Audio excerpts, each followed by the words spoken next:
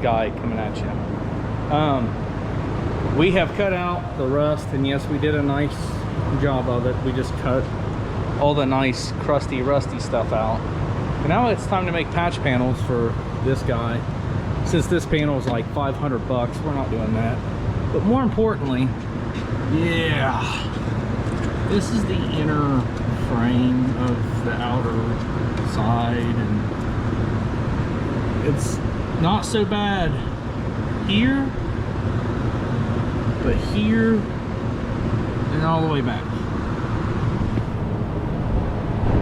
on both sides. I gotta move someplace warm, like 24/7, dude. That's got like rust-free cars, you know, for real. Frame stuff stinks, but I think I'm getting better at it. We're gonna find out, because we're gonna make the frame pieces anyway and just roll with it. It seems like the right thing to do. Now, normally we would drop the rear end, but some dummy put the rack on the front of the leaf spring. I don't know what I'm doing half the time. I'm just saying it.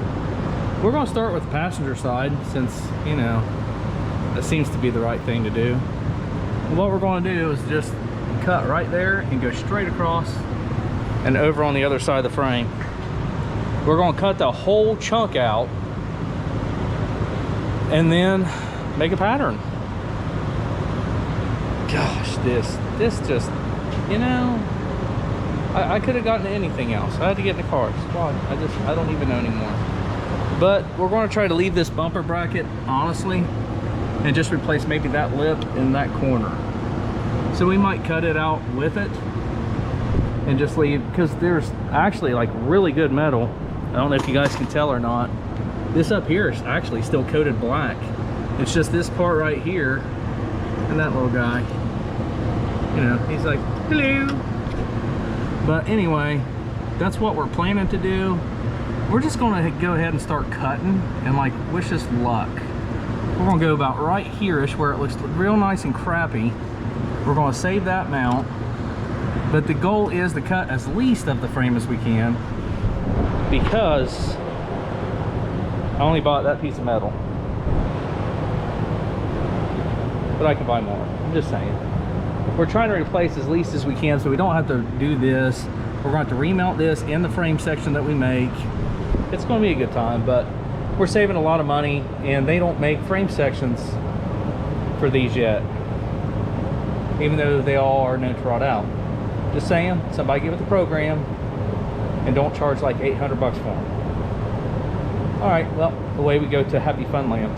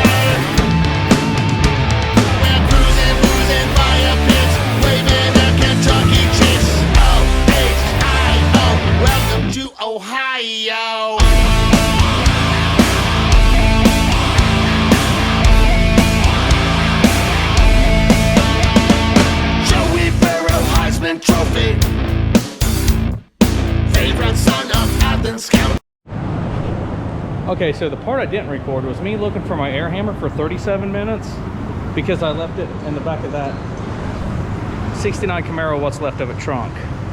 But now we have what's left of the frame. And the good thing is we got it out.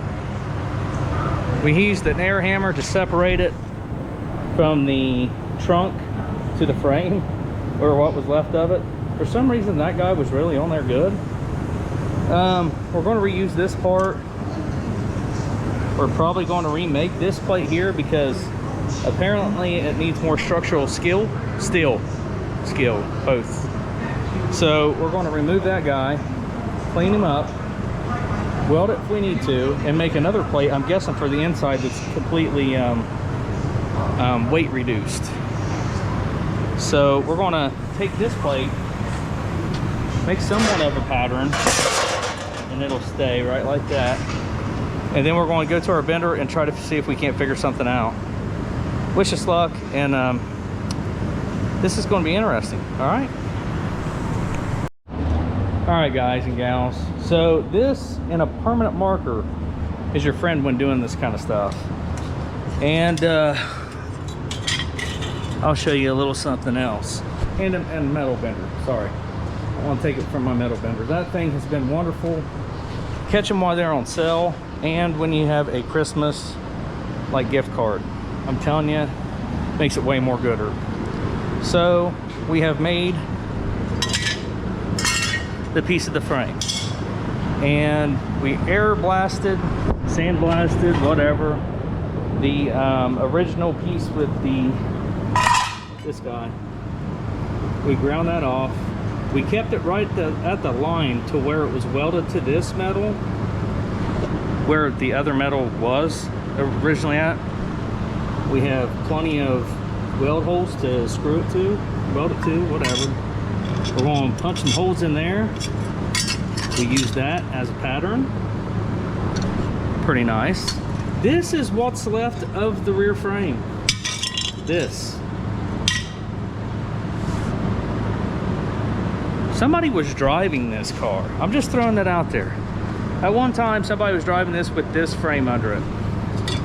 So I accidentally built it in two pieces, this frame piece.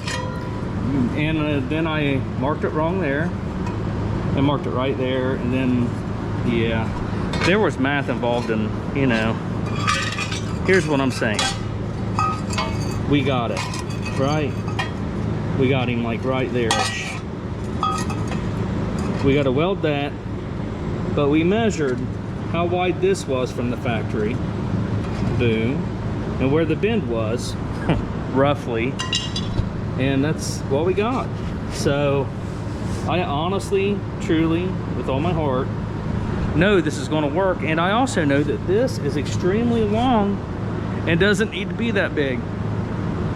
Dang it. That's okay. At least it's over here, right? So we don't have to worry about that, guys. Oh, wait a minute. Where did we do? Oh, wait a minute. Nope, we're good.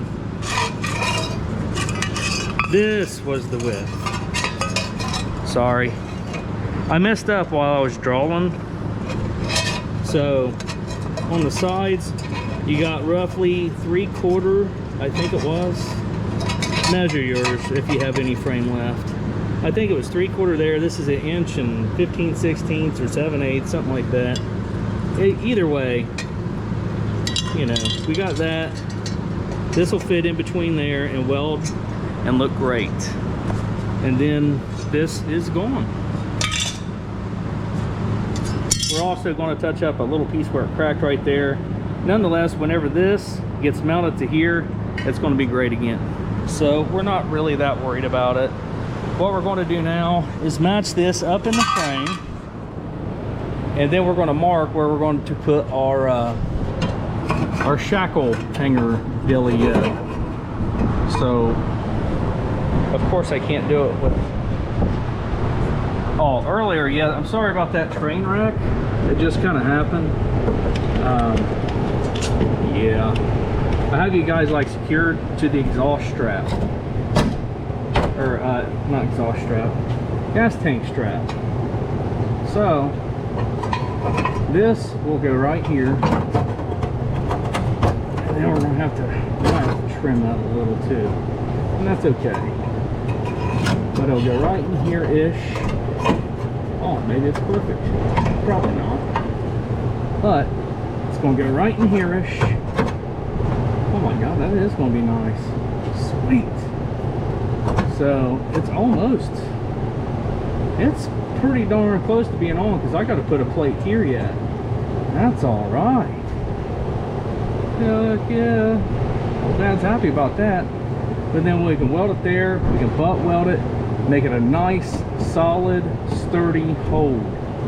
And then, of course, we're going to replace this part of the trunk, weld it from the bottom or the top. We're going to put plug welds in it. The same as what come on at factory. I hope you guys can see this because if not, yeah. So,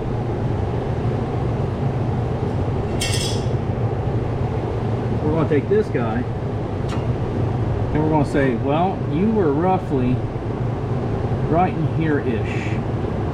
Right-ish, right? Yeah. Maybe we should use the other guy.